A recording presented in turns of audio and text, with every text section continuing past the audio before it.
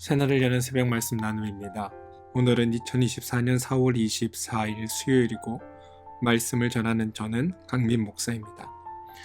오늘 하나님께서 우리에게 주신 말씀은 로마서 14장 1절로부터 6절 말씀입니다. 믿음이 연약한 자를 너희가 받되 그의 의견을 비판하지 말라. 어떤 사람은 모든 것을 먹을 만한 믿음이 있고 믿음이 연약한 자는 채소만 먹느니라. 먹는 자는 먹지 않는 자를 업신여기지 말고 먹지 않는 자는 먹는 자를 비판하지 말라. 이는 하나님이 그를 받으셨음이라. 남의 하인을 비판하는 너는 누구냐? 그가 서 있는 것이나 넘어지는 것이 자기 주인에게 있음에 그가 세움을 받으리니 이는 그를 세우시는 권능이 주께 있음이라. 어떤 사람은 이 날을 저날보다 낮게 여기고 어떤 사람은 모든 날을 같게 여기나니 각각 자기 마음으로 확정할지니라. 나를 중히 여기는 자도 주를 위하여 중히 여기고 먹는 자도 주를 위하여 먹으니 이제 이는 하나님께 감사함이요 먹지 않는 자도 주를 위하여 먹지 아니하며 하나님께 감사하느니라. 로마서 14장 1절로부터 6절입니다. 우리는 지금 로마서 1장부터 11장을 통해 성도에게 일어난 일이 무엇인지를 알게 되었습니다. 그리고 우리가 어떤 존재가 되었는지 깨닫게 되었습니다. 이제부터는 그래서 그것을 알고 성도된 자들은 어떻게 해야 하는지 그것을 바울의 입을 통해 권면받고 있는 중입니다.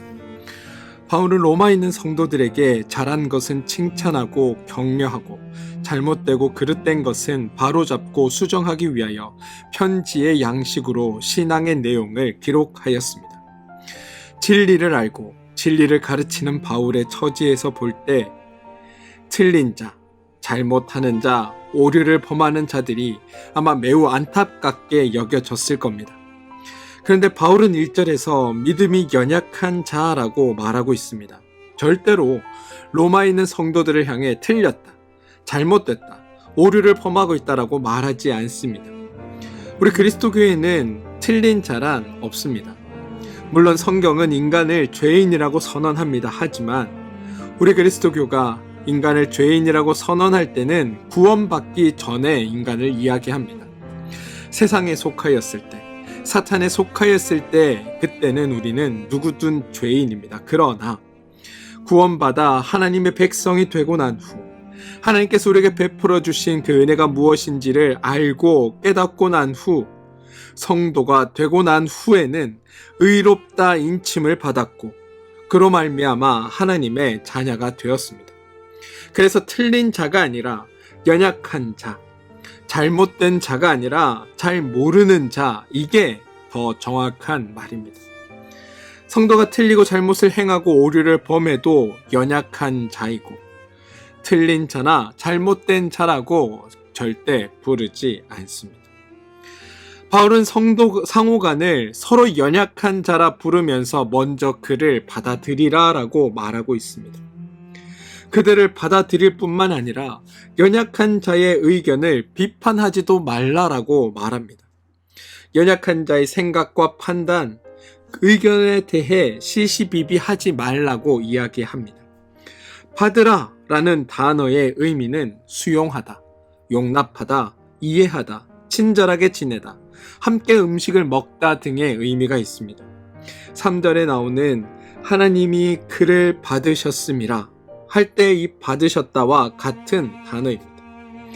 다시 말해 그 사람을 용납하고 수용하고 인정하고 그 사람의 생각과 행동을 포함한 모든 것을 받아주어라 라는 뜻이라는 겁니다. 그리고 더 근원적으로 우리가 그를 받을 것인지 말 것인지를 논하기 이전에 하나님께서 이미 그를 받으셨다라고 바울은 이야기합니다. 다시 말해 하나님이 그를 받으셨는데 네가 무슨 자격으로 그의 자격에 대해, 그의 생각에 대해, 그의 말에 대해, 그의 판단에 대해 시시비비 할 수 있겠느냐? 어떤 사람은 모든 것을 먹어도 된다는 믿음이 있다. 그러나 어떤 사람은 풀만 먹어야지 고기를 먹는 건 야만적이다라는 의견이 있다. 그런데 서로가 서로의 생각이 잘못되었다 비판하지 말고 서로의 생각을 인정하고 그냥 그 사람 그대로 받아주어야 한다. 왜? 하나님도 우리를 그렇게 받아주셨기 때문이다라고 말하고 있다는 겁니다. 그렇다고 여러분, 바울이 상대방의 의견에 대해 몰라 그냥 될 대로 다 나랑 상관없는데 이런 식으로 내버려두는 게 아닙니다. 바울이 상대방을 받아들여라 라고 말하는 이유와 근거는 우리는 4절에서 찾아볼 수 있습니다. 남의 하인을 비판하는 너는 누구냐? 그가 서 있는 것이나 넘어지는 것이 자기 주인에게 있음에 그가 세움을 받으리니 이는 그를 세우시는 권능이 주께 있습니다. 바울은 1절에서 믿음이 연약한 자로 표현한 사람을 4절에서는 남의 하인이다 라고 말하고 있습니다.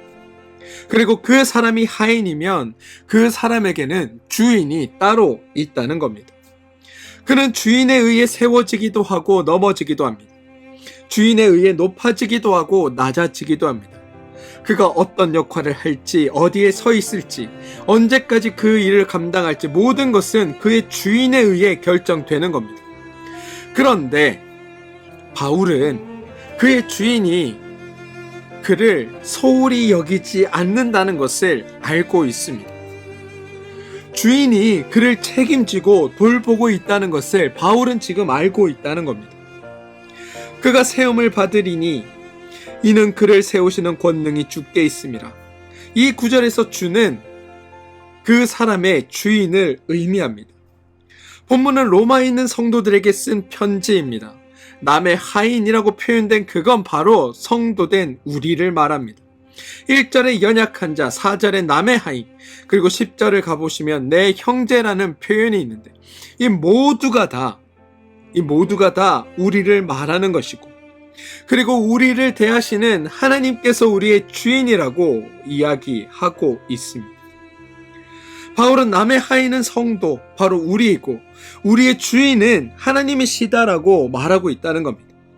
바울이 앞서 연약한 성도, 자신들이 생각하기에 잘못하는 자, 틀린 자일지라도 그대로 받아주라고 권고하는 이유는 그가 홀로 있는 것이 아님을 알고 있기 때문입니다. 무슨 말이냐? 그가 버림받았다. 그래서 나와 아무 상관없다. 나는 상관하지 않아도 된다의 의미가 아니라 그에게는 주인 되신 하나님이 계시고 그 하나님이 연약한 자, 우리가 생각하기에 잘못되었다, 틀렸다 말하는 자를 받아들이시고, 그리고 그 사람을 얼마나 사랑하시고 또 그 사람을 얼마나 철저하게 살피시는지 알고 있기에 바울은 그냥 받아들이라라고 말하고 있다는 겁니다. 아무런 대책 없이 그냥 내버려 두면 그건 무관심입니다. 하지만 그를 돌보아주는 분이 있음을 알고 그분이 나보다 더 철저히 그를 돌보시고 지키시며 살피신다는 것을 알고 있기에 그 돌보시는 분을 믿고 그를 맡긴다면 그건 무관심이 아니라 돌보시는 분에 대한 무한한 신뢰, 무한한 믿음으로 우리는 설명할 수 있습니다. 바울은 성도의 삶을 살피시는 하나님을 알고 있습니다. 그분을 믿었기에 그가 틀린 것처럼 보여도, 그가 잘못된 것처럼 보여도 그를 돌보시는 하나님을 믿기에 그냥 그를 받아들일 수 있다라고 말하는 겁니다. 그리고 이건 성도인 우리가 함께 신앙생활하는 또 다른 성도를 대하는 태도이어야 하기도 합니다.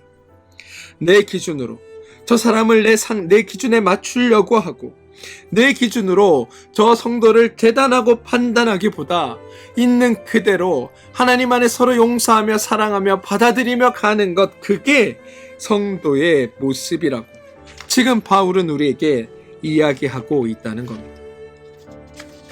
신앙생활 하다 보면 교회에서 미운 사람이 있습니다. 꼴 보기 싫은 사람이 있습니다. 그냥 저 사람이 이 교회 안 다녔으면 좋겠다 싶은 사람도 있습니다. 그런데 그 판단의 근거는 어디에서 오는가? 다 나 아닙니까? 저 사람이 만약 아직 하나님을 모르는 자라고 한다면 기꺼이 그에게 하나님이 누구인지를 알려줘야 할 책임이 사실은 나에게 있는 겁니다. 저 사람이 잘못된 일을 하는 것처럼 보인다면, 저 사람이 악한 일 가운데 머무는 것처럼 보인다면 그것이 악한 일이라고 말해 줄 수 있는 자는 바로 나라는 겁니다.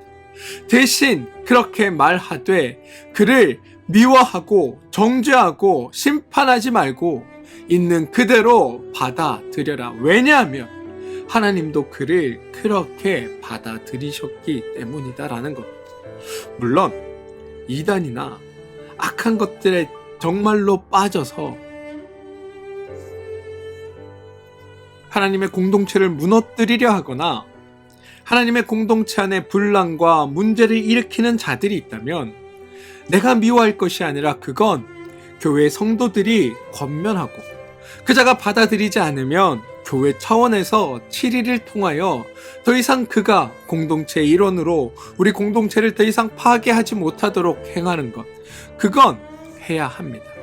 하지만 일방적인 나의 기준으로 저 사람이 내 생각과 맞지 않다는 이유로, 저 사람이 하는 행동이 내 마음에 들지 않는다는 이유로, 저 사람이 하는 모든 것이 내 눈에 거슬린다는 이유만으로 저 사람을 정죄하고 미워하고 비판하는 것은 참된 성도로서의 모습이 아니라고 바울이 이야기하고 있습니다. 바울은 14장 4절에서 남의 하인을 비판하는 너는 누구냐라고 묻고 있습니다. 바울이 너는 누구냐라고 묻는 이유는 두 가지입니다. 첫 번째, 남을 비판하는 너? 너도 사실은 따지고 보면 그런 자였다라는 사실을 알아야 한다는 겁니다. 네가 싫어하는 저 사람과 네가 크게 다를 바 없다라는 겁니다. 바울은 자기 자신을 알고 있었습니다. 자신이 예수를 만나기 전에 어떤 자였는지 자신은 분명히 알았습니다. 그때 자신이 얼마나 잘못했는지, 얼마나 어리석었는지 바울은 알았습니다. 그래서 바울은 자신을 받아주신 하나님이, 자신을 받아준 교회가 얼마나 좋고 얼마나 감사한지를 압니다. 만약 바울을 교회가 받아주지 않았다면 지금의 바울은 존재할 수 없었을 겁니다. 많은 사람이 바울을 칭찬하고 존경하고 그를 관대한 사람이라고 생각합니다. 하지만 그건 바울의 마음이 넓어서 인격이 고상해서 관대한 말을 하는 것이 아닙니다. 바울이 그런 대접을 이미 받았기 때문입니다. 바울은 교만하지 않은 것이 아니라 교만할 수 없는 겁니다. 바울은 연약한 자를 배척하지 않는 것이 아니라 배척할 수 없는 겁니다. 왜? 그는 그렇게 그 상태로도 하나님께 받아들여졌고 교회에 받아들여졌기 때문입니다. 여러분, 우리도 생각해보면 바울과 마찬가지입니다. 내가 뭐라고 하나님도 용서하신, 하나님도 받아들이신 다른 성도를, 또 다른 이들을 정죄하고 심판할 수 있단 말입니까? 내가 뭐라고 하나님도 사랑하는 이들을 감히 미워하고 비판할 수 있다는 말입니까? 우리는 사실 입이 있어도 할 말이 없는 자들이고 하나님의 은혜가 아니었다면, 하나님의 받아들이심이 아니었다면 이미 죽은 자라는 것을 잊어서는 안 됩니다. 우리가 다른 사람을 받아들일 수 있는 이유? 바로 여기에서 기인한다는 사실을 기억하시기 바랍니다. 또 바울이 남의 하인을 비판하는 자를 향해 너는 누구냐라고 묻는 두 번째 이유가 있습니다. 내가 그 사람을 판단하고 비판하지만 너는 정작 그를 위해 아무것도 할 수 없는 존재가 아니냐라는 질문이 여기에 포함되어 있습니다. 여러분, 우리가 할 수 있는 건 그저 판단하는 것밖에 없지 않습니다. 판단하고 지적하는 건 누구나 할 수 있습니다. 그리고 그 판단을 받는 사람, 지적을 받는 사람도 자신이 무엇을 잘못했는지를, 무엇이 틀렸는지를 알고 있습니다. 그래서 그런 사람에게는 틀렸다라는 것을 지적해 주는 사람보다 그가 잘하지 못하는 부분, 그것을 감당해 줄 존재가 필요합니다. 그런데 아무도 그것을 해주지는 않으면서 단지 틀렸다고 지적만 합니다. 나를 비판하는 사람이 싫은 이유는 사실 비판만 하기 때문입니다. 나의 잘못을 지적함과 동시에 내가 그 상황에서 벗어날 수 있도록, 나의 잘못이 해소될 수 있도록 와서 도와준다면 오히려 나를 비판하는 사람을 기꺼운 마음으로 우리는 받아들일 수 있게 됩니다. 그런데 우리는 그러지 않는다는 겁니다. 바울은 5절과 6절에서 다음과 같은 이야기를 합니다. 어떤 사람은 이 날이 저날보다 낮게 여기고 어떤 사람은 모든 날을 같게 여기니 각각의 자기 마음으로 확정할지니라. 나를 중히 여기는 자도 주를 위하여 중히 여기고 먹는 자도 주를 위하여 먹으니 이는 하나님께 감사하며 먹지 않는 자도 주를 위하여 먹지 아니하며 하나님께 감사하느니라. 14장 6절 본문에 등장하는 주를 위하여라는 말은 목적격이 아니라 탈격으로 기원에 관한 의미입니다. 다시 말해 주에 의하여 주로 말미암아라는 뜻이라는 겁니다. 각 사람이 생각하는 그 각각의 기준이 바로 하나님이어서 서로 의견을 가지고 하나님께 감사하더라라는 말입니다. 한 사람은 하나님의 기준이라고 하고 한 사람은 죄의 기준이라고 한다면 우리는 그 둘 사이에서 무엇이 옳은지를 기꺼이 판단할 수 있습니다. 신자와 불신자의 문제라면 기준이 무엇에 있는지를 우리는 제공할 수 있습니다. 그런데 지금 서로 하나님으로 말미암았다고 이야기한다는 겁니다. 지금 서로 하나님께 감사한다라고 이야기한다는 겁니다. 어떤 일에 대해 다른 반응과 다른 태도를 보이면서 이것의 기인이 다 하나님으로부터 시작되었다, 하나님으로부터 말미암는다라고 이야기하고 있다는 겁니다. 그렇다면 판단하지 말고 그대로 받아주어라 라는 이야기를 바울은 하고 있습니다. 만약 비판하지 말고 받아주라는 의미가 그냥 내버려 두라는 뜻이라면 사실 바울은 지금처럼 편지를 쓸 이유도, 로마서 1장부터 11장까지 구원에 관해 그렇게 자세할 이유도 없습니다. 바울이 지금 판단하지 말고 그대로 받아주라는 이유는 하나님께서 그들의 마음을 보시고 그들의 마음대로 판단하고 심판하실 것이니 너희끼리 서로 다투고 너희끼리 서로 비방하지 말고 너희는 다만 사랑함으로 하나님 앞에 죄를 범하지 말라라고 이야기합니다. 사랑하는 성도 여러분, 지금 바울은 연약한 자의 상태를 용납하며 동시에 하나님께서 일하신다는 사실을 믿고 하나님께 맡기라라고 말하고 있습니다. 또한 바울 자신의 역할조차도 간섭하고 정죄하고 비방하는 것이 아니라 계속해서 진리를 말하고 바른 것을 말하고 바른 것이 무엇인지 가르쳐 주어 사람들로 하여금 하나님의 뜻을 분명히 알게 하는 것이 자신의 역할임을 이야기합니다. 그래서 진리를 듣는 사람으로 하여금 자꾸만 진리대로 생각하게 하는 역할이 바울 자신의 역할이라고 설명하고 있습니다. 그리고 그 역할은 지금 우리에게 주어진 역할이기도 합니다.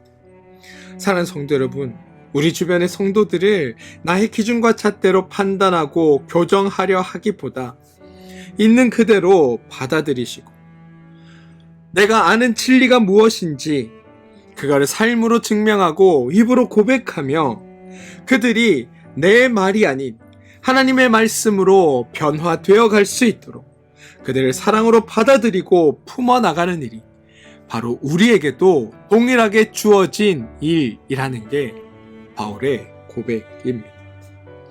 저는 여러분들이 그 일을 하게 되길 소망합니다. 우리가 어떤 존재인지 깨닫고 오늘 하루 하나님께서 맡겨주신 우리의 사람들을 있는 그대로 품고 받아들이고 사랑함으로 말미암아 그들이 내 삶 속에 그들이 내 말 속에 진리 되신 하나님을 발견하게 되고 그로 말미암아 그들이 하나님의 자녀로 변화되는 놀라운 일들을 여러분의 삶에서 이루어내며 살아가는 복된 날이 오늘 하루 여러분 가운데 있게 되길 주님의 이름으로 축원드립니다. 함께 기도하겠습니다. 주님, 믿음 안에서 하나님이 나를 받아들이셨듯이 우리도 사랑으로 모든 이들을 받아들이게 하여 주옵소서. 내 생각에 맞는 사람, 내 뜻에 합당한 사람만을 받아들이는 것이 아니라 연약한 자 모두를 받아들이고 사랑으로 이해하고 품어가는 믿음의 사람으로 살게 하여 주시옵소서. 예수님의 이름으로 기도합니다. 아멘.